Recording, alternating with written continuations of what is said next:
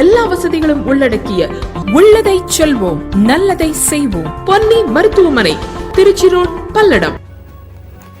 தமிழக அரசு டாஸ்மாக் பணியாளர்கள் சங்கம் சார்பாக திருச்சியில் மாவட்ட ஆட்சியர் அலுவலகம் அருகில் ஆர்ப்பாட்டம் நடைபெற்றது. இந்த ஆர்ப்பாட்டத்தில் மாநில தலைவர் சரவணன் தலைமை தாங்கினார். தமிழக அரசே டாஸ்மாக் நிர்வாகமே நீண்ட காலமாக தற்காலிக பணி நீக்கம், கிடங்கு பணி, மாவட்ட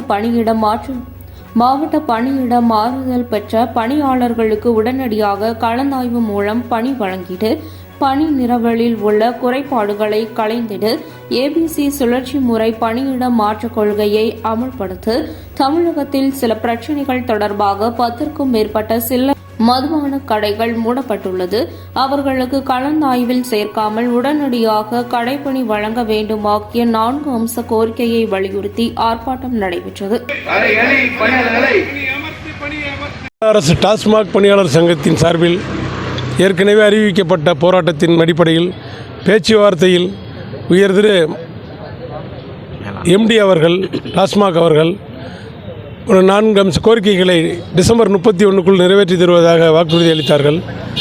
அவர்கள் உத்தரவிட்டும் ஏனோ கீழே உள்ள நிர்வாகத்தில் உள்ளவர்கள் அந்த உத்தரவை மதிக்காமல் இதுவரை அந்த கோரிக்கைகள் நிறைவேறாமல் உள்ளன.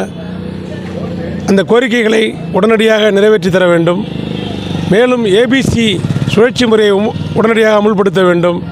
மேலும் ஏதோ சில நிர்வாக காரணங்களுக்காக மூடப்பட்டுள்ள டாஸ்மாக் கடையில் பணிபுரியும் பணியாளர்களை எந்தவித நிபந்தனையின்றியும் உடனே அடுத்த கடைகளுக்கு பணியமர்த்த வேண்டும் என்ற உள்ளிட்ட இந்த 4 அம்ச கோரிக்கைகளை வலியுறுத்தி இந்த ஆர்ப்பாட்டம் நடைபெற்று கொண்டிருக்கின்றது. எனவே இந்த ஆர்ப்பாட்டத்தின் மூலமாக உயர் திரு எம்டி அவர்களையும் மற்றும் அரசாங்கத்தையும் உடனே இந்த 4 அம்ச கோரிக்கைகளை நிறைவேற்றி தருமாறு கேட்டுக்கொள்கிறோம். சரவணன், மாநில தலைவர், தமிழ்நாடு அரசு டாஸ்மாக் பணியாளர் சங்கம். சென்னையில் அமைச்சரை